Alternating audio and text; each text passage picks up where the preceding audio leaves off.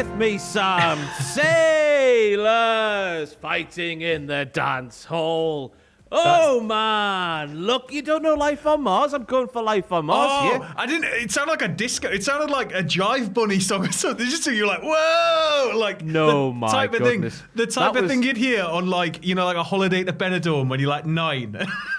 That was Sir David Attenborough's Life on Mars, with the punchline being, of course, as we learned this week, no, Dave, there's bugger all. There's no life on Mars whatsoever. But you've ruined that, Sam, and that's fine. I'm so sorry. I just thought it was going to be Agadoo.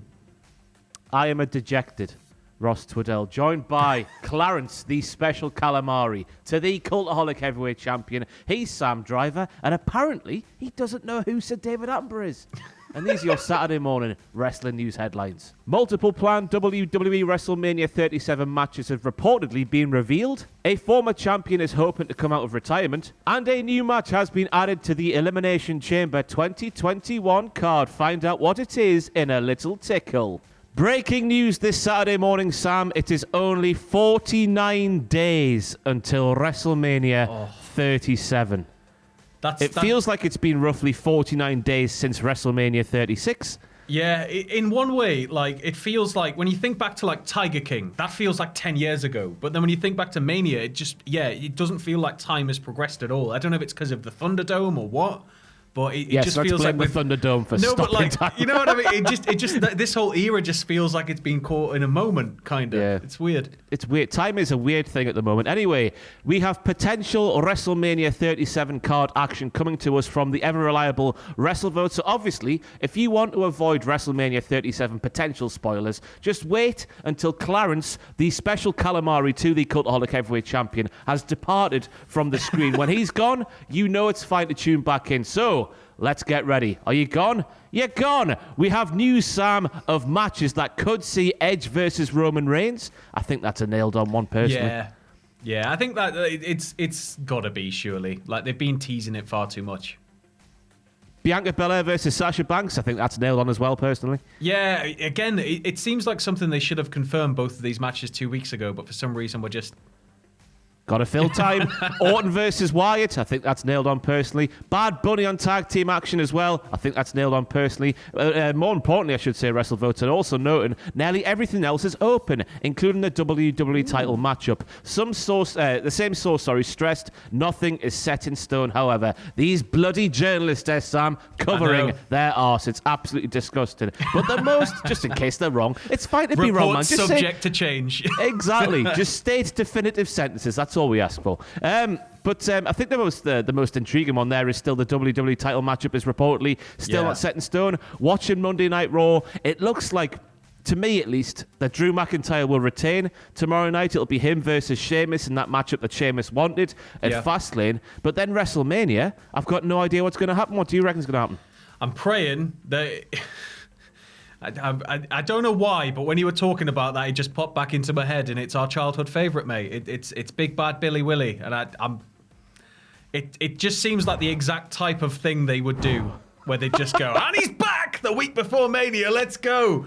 But at the same time, who else would you say is on that level to challenge Drew? I mean, it could be Bobby Lashley, because I like the way they've been doing this sort of... He's been the Nelly man for so long in WWE, and the Royal Rumble was like the tipping point for him, and he's just snapped, and he's going radio rental at every possible juncture he could do so. But is there enough time to sort of build... Because I still think there's a long way to go to build Bobby Lashley up into a credible threat, just because of the way he's been booked over the past couple of years. Maybe the perception within the fan base is that he's not quite on that level. Isn't there enough time? I think there might just be enough. I think, well, he's got enough time to drop the belt, obviously, and have a very dominant showing in the process. Like, it could be like a sneaky win that catches him off guard, but if he's dominant enough in his matchup and he still drops the title, then that clears the slate for him and he can progress onwards. But him and Drew, I think we've got another 4 episodes of Raw, maybe 5 to go.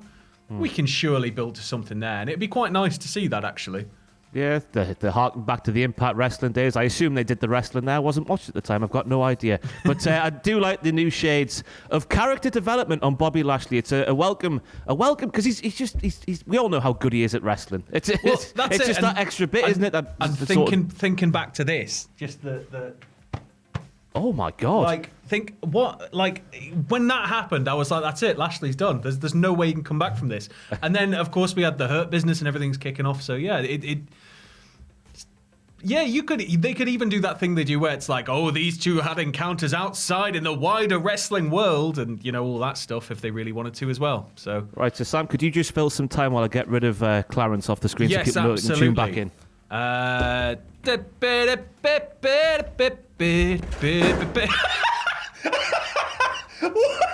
you were just going to Clarence. I thought you were just going to lift him up and carefully move. Just boom. Clarence is the Paul Heyman to my Roman Reigns. He needs to know his place. You can still see him a bit there, but I think that'll be fine. Hello, everybody who tuned out. Welcome back. We have news of a former champion wanting to come out of retirement, Sam. And initially, when I heard the news, I was thinking to myself, Paige, what are you doing, pal? Surely this can't be. But of course, it is Paige who unfortunately was forced to retire on the post-WrestleMania episode of Raw back on the 9th of April 2018, I think it was. Or was it 19? Have I made a whoopsie in my notes there? Whenever it was a couple of years ago now. She was just 25 or 26 years old at the time, potentially whatever year it was. Properly heartbreaking stuff, a number of neck injuries. We saw the stuff with Sasha Banks in that house show. That seemed to be the final one. The final nail in the proverbial coffin, I guess. Yeah. But this all came to life from a segment that took place on last night's SmackDown between Edge and Daniel Bryan, who, by the way, Sam, just in case you weren't aware, they've had a couple of big returns over the past couple of years. Just too little. I don't know if anybody else picked up on it, like. Yeah. So Edge was basically said to Daniel Bryan, D-Bry, your return was a big inspiration for me to get my tights back on and pose and pyro and all that stuff. And then Paige took to Twitter. She put, what did she put? She put the fingers crossed emoji, and then she said, one day. So if basically, Sam, if Edge and Daniel Bryan can, why can't Paige? And personally, I would love to see it because, as we all know, she was fantastic at the wrestling, but more importantly, she was something different in that women's division. It. Yeah. And that's the thing, so long as, I say this every bloody time, but so long as it's safe, like 110% safe, and everybody's clear, and, everybody's getting routinely checked to make sure they're all right, then I don't see a problem with it. And the women's division has grown and evolved since Paige was unfortunately made to walk away from the ring by her injuries. So there's so many interesting matchups we could have. And I think Paige, now more than ever, could add that extra little bit of variety to the division, as you said. And she's a fantastic wrestler. So any chance for that to happen, WWE surely have to be like ripping the doctor's hands off. Yeah, it's just the thing. There was so many reported injuries to the same area of her body. You just have to hope that it's okay enough to sort of come back safely and do it, because she's still so young. That was the heartbreaking thing about it. She barely scratched the surface in WWE. So hopefully, somewhere down the line, I presume a long time from now, Paige could return to a WWE ring. And finally, we have a new match that was added to the Elimination Chamber card that came of things that happened on last night's SmackDown. But before we get to that, Sam, was there a shocking heel turn on last night's SmackDown? So everybody's saying so, and I sort of agree with it. But what happened was essentially we had Chad Gable and Otis, Alpha Academy, versus the Mysterios, Ray and Dominic. And Dom and Gable go nice bit of chain wrestling to start things off. Gable's really showing off his mat game recently, which I'm a big fan of. But then Otis gets in. Ray gets in, Otis splashes Ray, Gable's like, do it again, do it again, do it again. Splashes him, and I think he splashes him maybe a third time. And Gable's in the ring by this point. The referee, I think, like the bell rings, so I'm assuming it's because Gable had stayed in past the count. But Gable's just going like, yeah, again, yeah, this is how we do it. And he like lifts Ray over to the corner, and Otis hits a second rope splash. Now, Otis, as we know, is sort of like a big, lovable dum-dum, and he's sort of been manipulated by Gable early on in the Alpha stuff anyway, because, there was all those shots where Gable was helping him backstage and being all nice. And then, like, Otis would leave and Gable's face would turn really sinister, like, I've got a dirty plan. But this, like, Otis went along with it. Otis had to know this was bad, but he didn't say no. So I think this is sort of like what we've been seeing with Apollo Crews over like the last month until this week, because Crews definitively turned heel, cemented it at least this week firmly. But I think we're just starting. We're on step one of that ladder to Otis becoming a heel, and what's going to happen, I don't know. It'll either be Otis gets a few weeks into this and realizes, hang on, what am I doing? And turns on Gable and decks him, and we probably have a blow-off at Mania, and then God knows what we do from there. Or we have a dominant heel run with Alpha Academy, maybe even add a couple more people to the mix, because I love the Hurt Business. I'd like for a stable, like a proper big stable on SmackDown. But I think eventually, of course, Otis will see the light and turn on Gable, but I'd maybe prefer the second option, to be honest.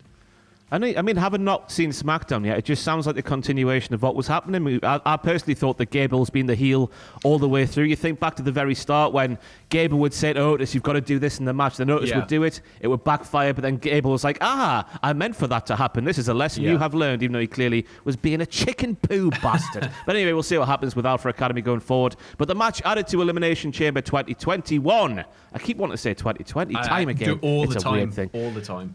It is Bianca Belair and Sasha Banks who will challenge Nia Jax and Shayna Baszler for the women's tag team titles. And Sam, how did this one come about? So again, we had a setup here on SmackDown, and what happened was we had Bayley's Ding Dong Hello show. We got the second episode of that, and the guests were Nia and Shayna, the current tag champions. There was a little bit of back and forth with them kind of burying Sasha and burying Belair.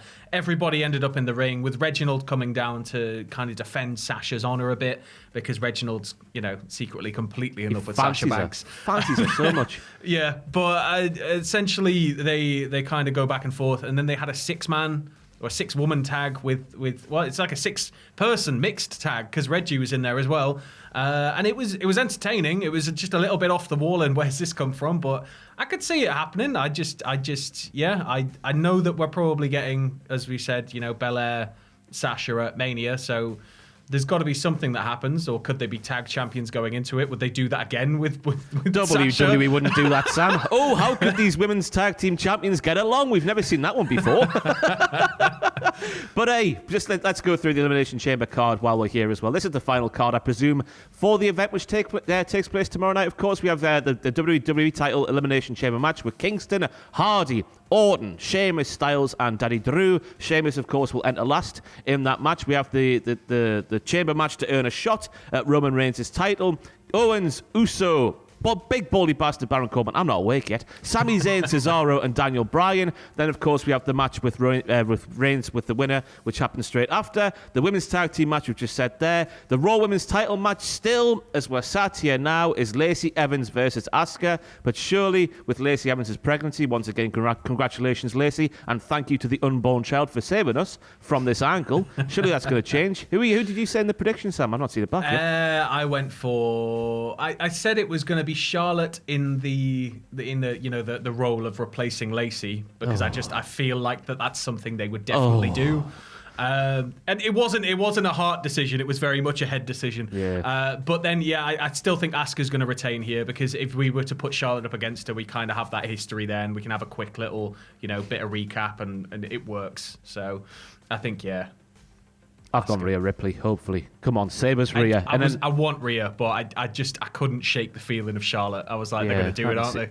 It's going to happen, isn't it? And then finally, just to round things off, still as we're sat here, it's a triple threat match for the United States title. Riddle versus Keith Lee versus Bobby Lashley. But of course, the internet rumour mill is saying that Keith Lee has all of the injuries, so maybe he will be removed from the match. So there's your Elimination Chamber card. That was your Saturday morning wrestling news headlines, unless you can think of anything else, Sam? Nah, I'm good. That's nice. I've been Ross from Cultaholic Wrestling. He's been Sam. Later today, is it today, Sam? There's a War Stories going up. We've got a chamber list War going Stories up as well. Is 1:45 tomorrow, but with it being a pay-per-view weekend, there'll be a lot going up, a lot going on. So just keep your eyes on the channel. Make sure you've got notifications turned on and everything, and you won't miss anything. Exactly. We'll have the live stream with Adam taking place during the Elimination Chamber pay-per-view itself. Join him right here on this very YouTube channel live with Jackie Chan and other assorted things. And of course, after the pay-per-view, we'll have What Happened At graded, and I'll be there with the WTF moment. So that's it. Thank you for watching. Bye, Clarence.